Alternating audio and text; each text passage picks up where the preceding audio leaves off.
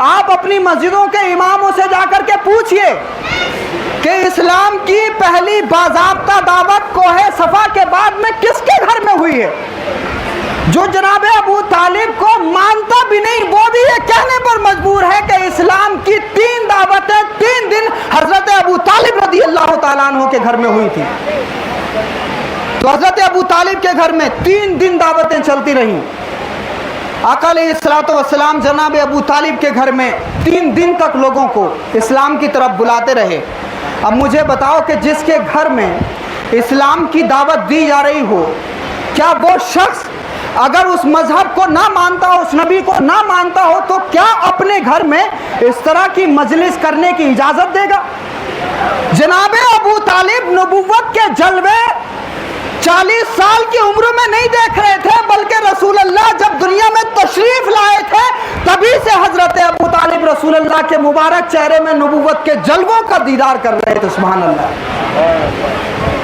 اور حضرت ابو طالب نے تو جناب ابو طالب نے بارہا رسول اللہ کی نبوت کا اعلان نبوت سے پہلے مشاہدہ کیا۔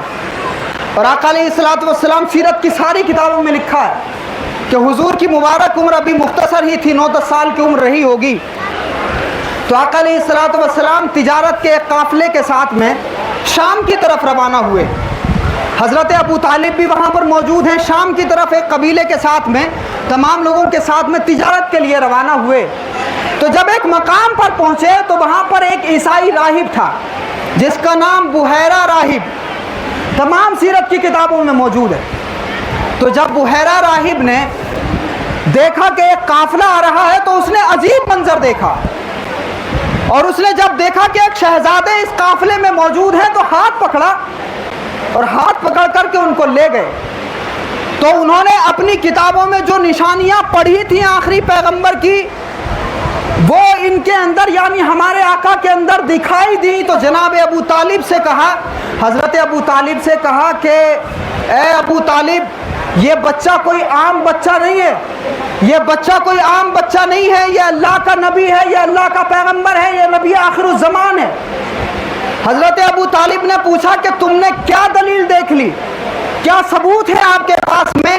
تو جناب ابو طالب سے بحیرہ راہب کہتا ہے کہ یہ جو وادی ہے، یہ جو بستی ہے، اور اس بستی میں جو بھی درخت اور پتھر میں دیکھ رہا ہوں، اس بستی کے جو بھی درخت ہیں یہ سب سجدہ کرنے لگے ان کی آمد پر۔ ان کے آتے ہی یہ سارے پیڑ سجدہ کرنے لگے۔ میں سمجھ گیا کہ یہ پیڑ جس کو سجدہ کر رہے ہیں وہ کوئی اور نہیں ہو سکتا، اللہ کا پیغمبر ہی ہو سکتا۔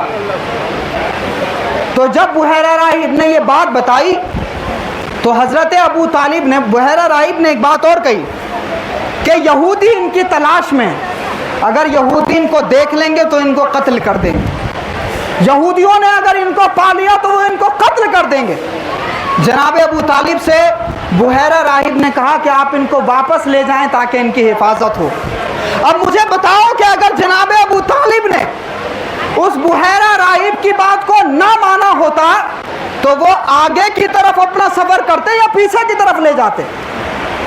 جناب ابو طالب نے اس سفر کو وہیں روکا اور رسول اللہ کو واپس مکہ کی طرف لے آئے۔ سبحان اللہ۔ یعنی دنیا کو حضرت ابوبکر صدیق مسلمان ہوئے 40 سال کی عمر میں۔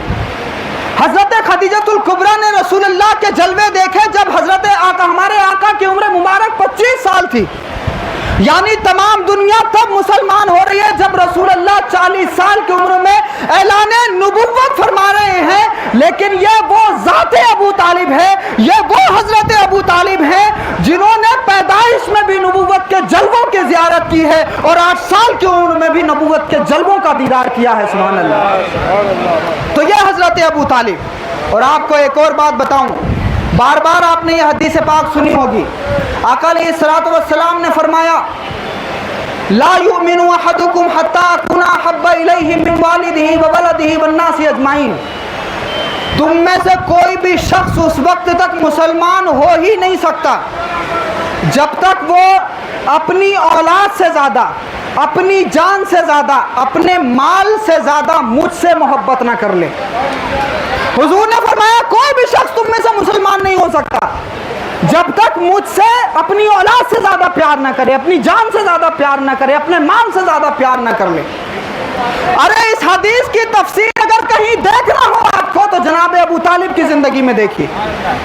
وہ حضرت ابو طالب کہ جب شیب ابو طالب میں تمام مکہ کے سرداروں نے رسول اللہ کا بہشکار کر دیا, سماجک بہشکار, سوشل بائیکاٹ کر دیا, تو رسول اللہ کی حمایت میں جناب ابو طالب نے بائیکاٹ کو گوارا فرمایا, بائیکاٹ کو پسند فرمایا, اور وہ شیب ابو طالب میں رہے. اور آپ کو بتاؤں کہ پھر کیا اولاد قربان کی حضرت ابو طالب نے, کیسے قربانیاں پیش کی جناب ابو طالب نے, کہ جب رات کا وقت ہوتا دنیا اپنی اولاد کو بچاتی ہے اور دوسرے کی اولاد کو بھٹی میں جھونکنا چاہتی ہے, لیکن جناب ابو طالب کا رسول اللہ سے پیار دیکھیے, بھتیجے سے محبت دیکھیے.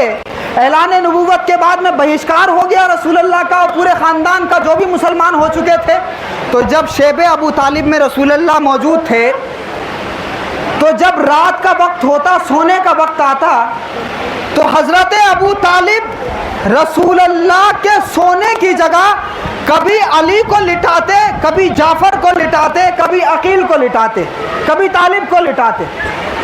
حضرت ابو طالب یہ کیوں کرتے تھے؟ سوال تو کرو ذرا جناب ابو طالب سے کہ آپ اپنی اولاد کو رسول اللہ کی جگہ پر کیوں سلاتے تھے؟ سوال کرو جناب ابو طالب سے. حضرت ابو طالب کا ایمان اور عشق جواب دے گا کہ ارے لوگوں, تم نے تو صرف زبانی دعوے کیے ہیں محمد سے محبت کے, لیکن میں ابو طالب ہوں اور میں اپنے علی کو, اپنے طالب کو, اپنے جعفر کو, اپنے عقیل کو محمد کی جگہ اس لیے سلاتا ہوں کہ اگر کافر کا کوئی تیر آئے تو میرے علی کے سینے کو بھلے ہی چھلنی کر دے, لیکن میرے محمد کے جسم پر ذرا بھی کوئی آنچ نہ آنے پائے.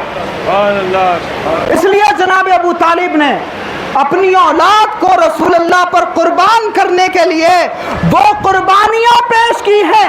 تب سے لے کر آج تک اور اب سے لے کر قیامت تک جناب ابو طالب کی اولاد کی طرح کوئی بھی قربانی نہیں پیش کر سکتا.